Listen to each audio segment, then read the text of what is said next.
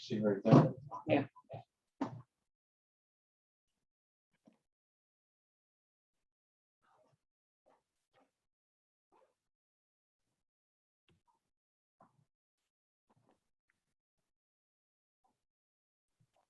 Hey everybody, thanks for joining us today. I've got Mary Ann Stanley on for questions. We're going to be having Kelsey Mitchell and Jantel Lavender on shortly to follow.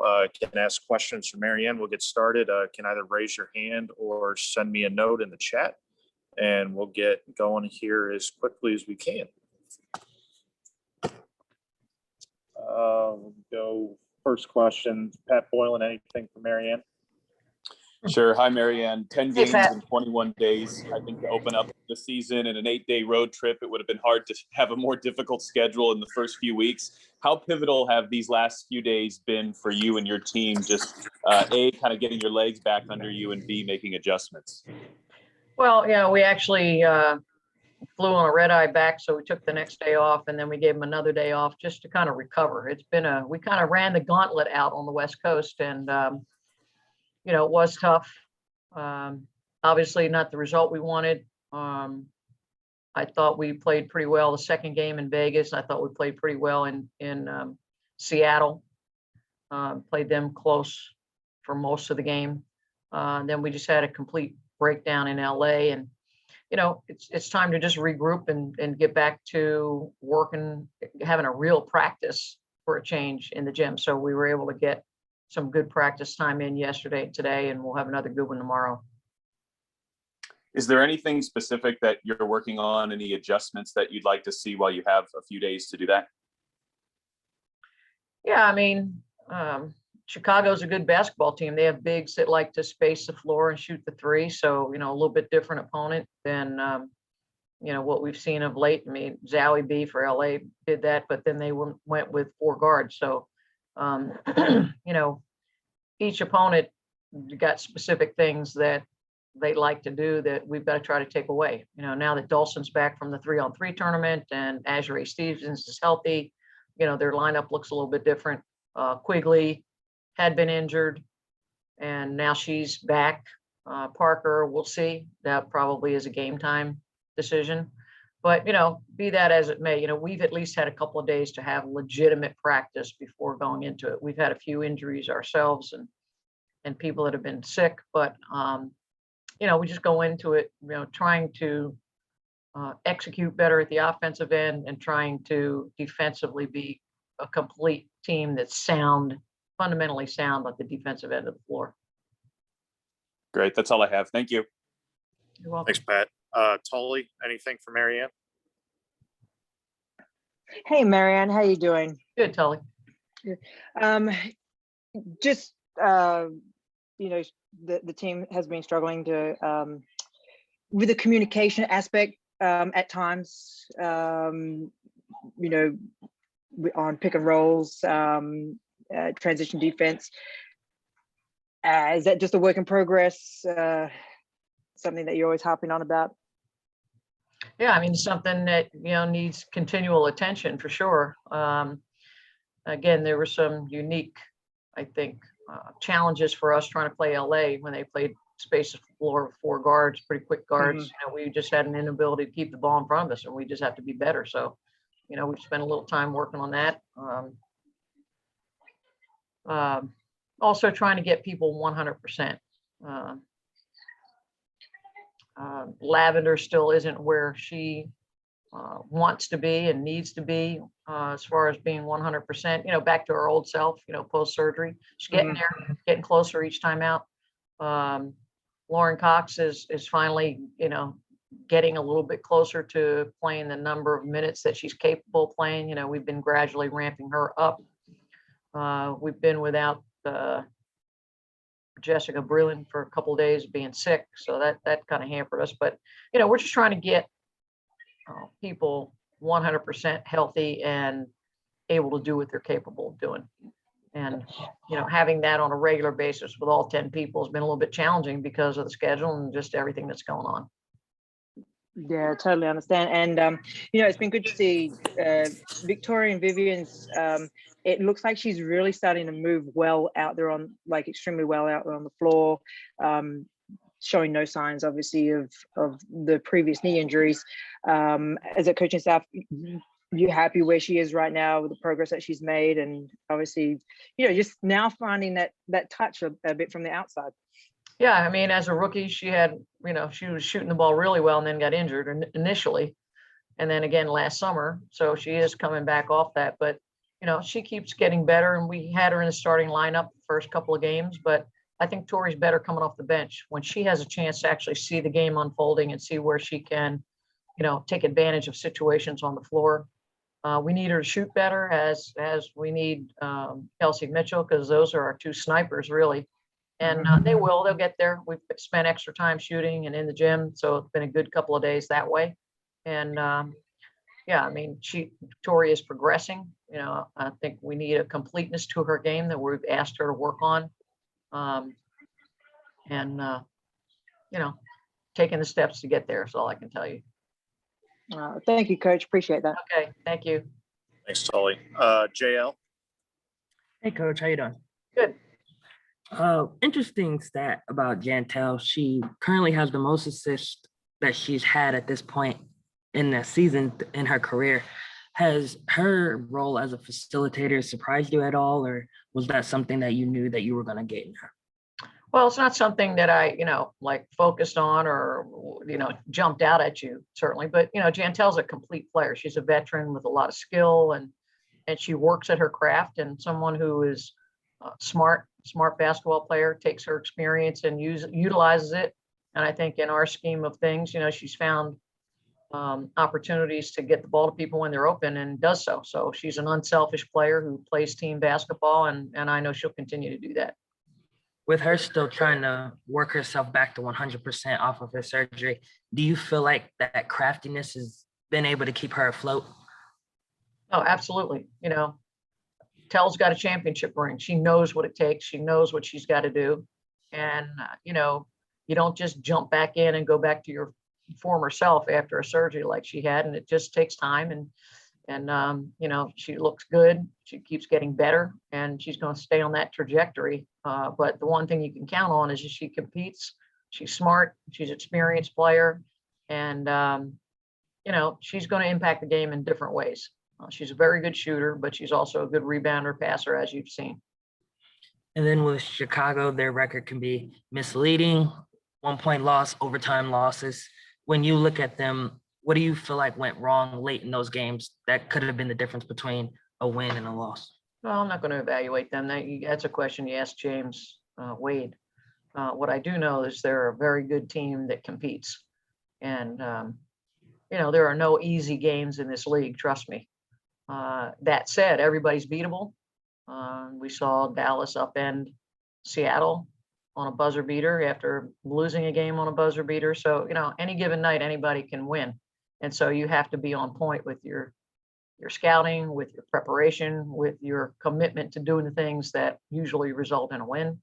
Good defense, efficient offense, good rebounding, and then it's a matter of, who's performing well on game night.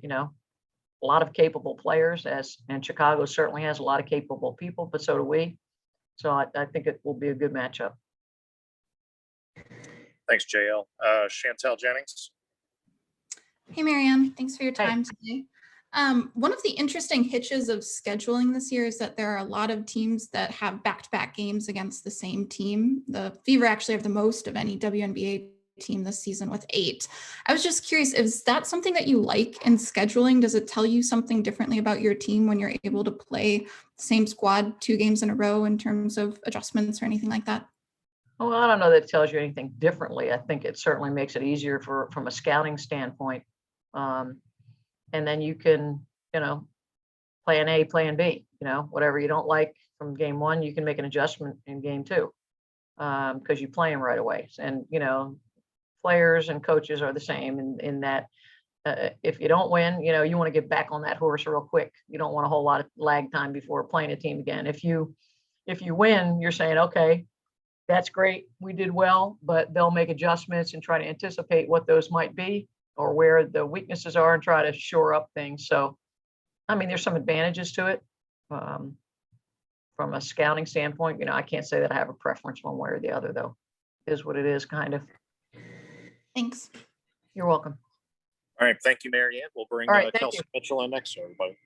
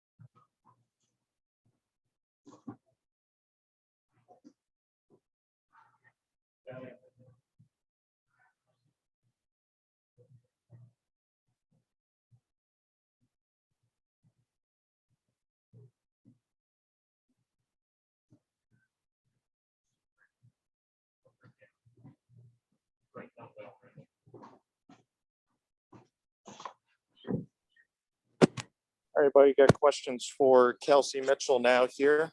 Pat Boylan, want to start? Sure. Hi, Kelsey. As a team, what has stood out to you about these first 10 games, and what areas do you feel like you guys can improve the most in? I think, can y'all hear me? Yep. Okay. Yeah, we I can hear think you, for Kelsey. us, I think for us it's defense. It's been the last couple of days been tough for us because it was a reality check. The statistics offensively and defensively. It's tough to see. And I think for us, in order to kind of compete and get back in the spot where we need to kind of, make a playoff run, defense is going to be our big thing. And so I think that's where we at. It's not necessarily schemes and what we need to be in. A lot of it has just been one-on-one, being able to guard the ball. So I think that's our next challenge. Our challenge for the rest of the year, actually. Are there adjustments related to that you're trying to make in practice? Like how do you improve that midseason? I don't know. Our coaches these last couple of days kind of took it back old school. It's literally just being able to play one-on-one, and the person, like your teammate you guard, and you get 3 dribbles, and you guys keep them in front of them for that, or you keep going. So it's been tough. It's been a challenge. It's been, like I said, it's a reality check. You got to take a look in the mirror and be able to understand what you need for the team, what you need for yourselves, and what the team needs from you. So we just kind of went back and to the basics, and it's been challenging, but it's been pretty fun. And we know that we can compete against each other and make each other better. You've shown for a long time the quality of shooter you are. Is the start of this season for you, is that just kind of the ebb and flow? You go through a hot stretch, a cold stretch, or what have you seen so far with your shot? Honestly, man, it's been tough. I ain't gonna lie to you. It's been one of those things where it's like, I don't know. I don't think that I've been taking shots out of the ordinary that I can't make or I'm not capable of making. So it's tough thinking. You overthink yourself and you crowd your mind. Think it's got to be something other than what it is. When the reality, like I said, it's cliche, but how we all talk about that process, I guess it's how it's going to be for me. And hopefully, I can just keep shooting, keep finding the right shots, the most consistent shots that I possibly can, and keep shooting them. I think for me, these last couple of days has also been a reality check of just being able to understand that it's going to be like this. Sometimes it's not going to go your way, but I think the more important part is being able to understand that you got to keep shooting. So hopefully I can keep that mindset and not get down on myself and kind of get into myself to where my teammates lose me. So. Do you feel like you're still adjusting to your new teammates? I know you're 10 games in, but it's really only 3 weeks into the season. And, you're with D-Rob in the backcourt versus Julie last year. Has any of that been an adjustment for you? Oh, for sure. A lot of people come from different places. Our vets, like Gentile, obviously wasn't with us all the time throughout the course of the training camp. So we learn each other day by day, game by game. I think it's more about the communication piece than anything. Understand what we need from one another as far as communication is concerned. And then let the physical follow. So it's been an adjustment knowing that how a person like D-Rob likes things for us to go and how she likes to flow, and being able to know that she's our leader, understanding what she needs from us. So we learn each other every day. I think it's good because I think it's making us closer. Great. Thanks, Kelsey. Thank you. Tully, anything for Kelsey? Hey, Kelsey. Hey. Hey, matey. Just have you noticed any difference in the way teams are defending you? Are you finding that you're still you're having to work maybe a little bit harder now because a lot of focus is obviously going on you because you're seen as one of the players that, you know, if they can reduce your points production?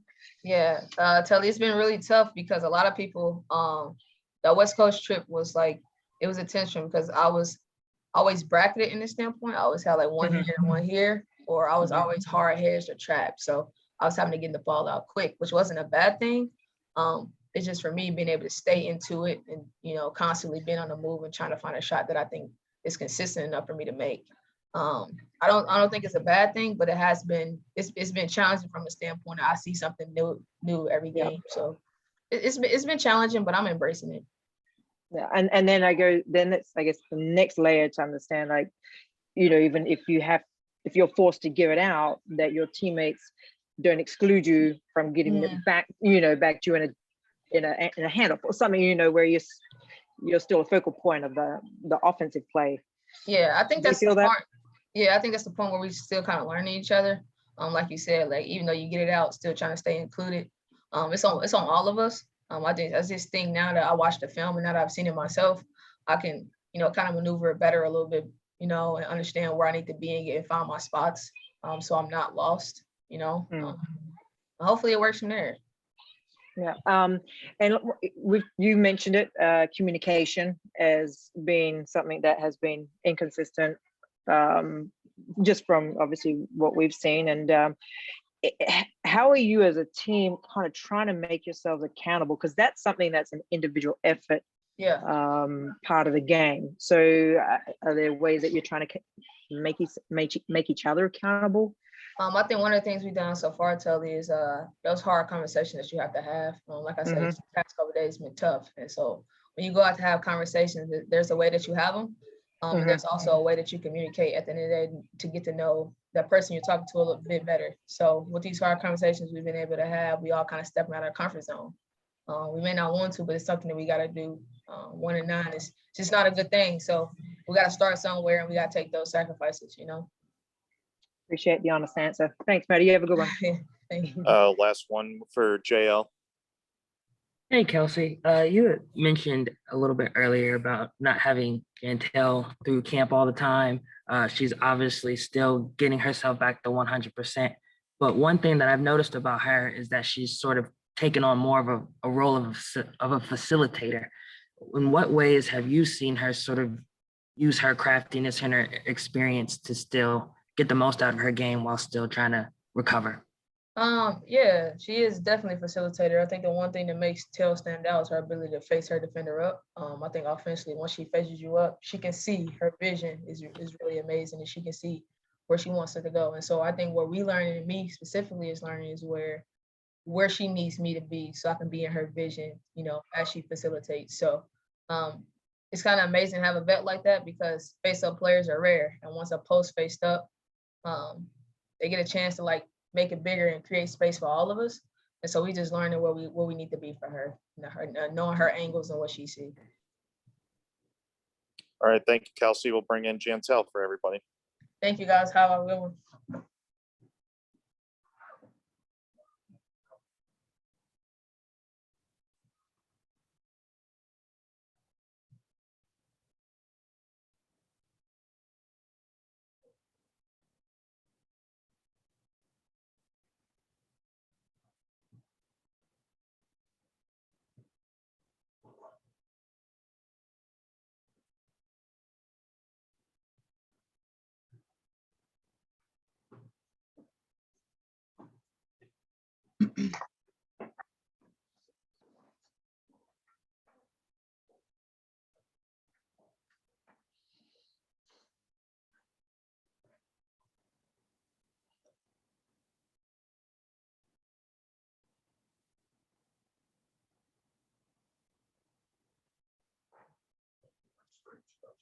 It is for sure.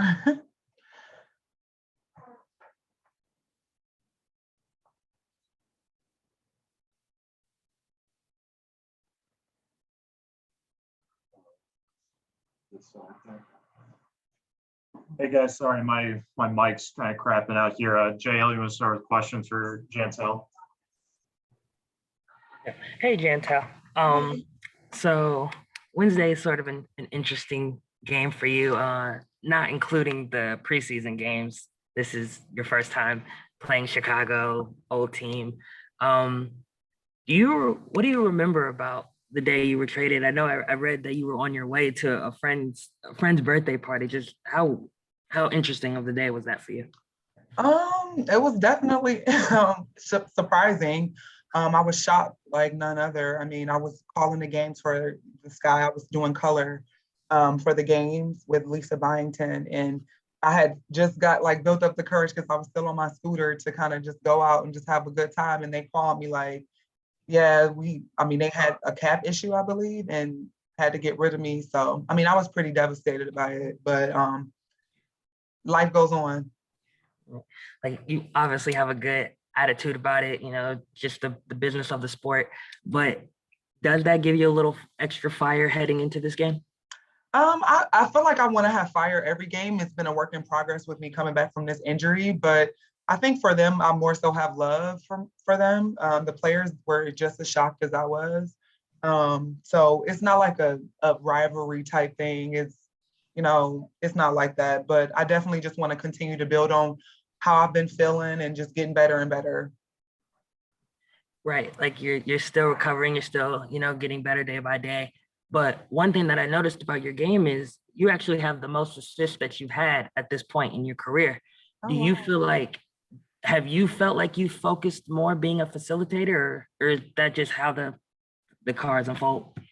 I feel like with this team, I mean, I'm so new and they've kind of had the players that they've had here for a while. Just kind of trying to find my way within the offense has been a little bit hard, but I think, facilitating, rebounding are areas that you can always, be good at. And just trying to find people in good positions is what I've been kind of trying to do more often than I have before. But also rebounding. I've just been trying to just have a keen interest in, not keen interest, just more of a will to go to the boards because there's so many, but you have to find ways to fit in and make the offense better and be useful.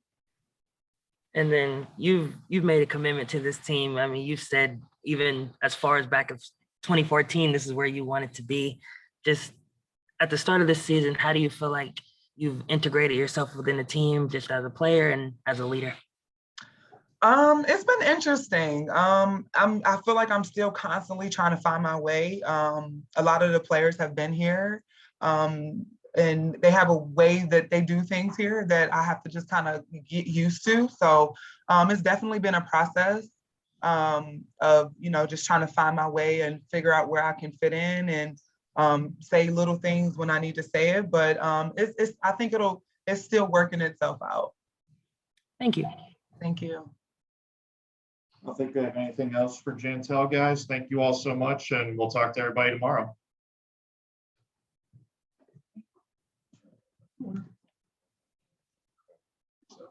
Thank you, Jantel.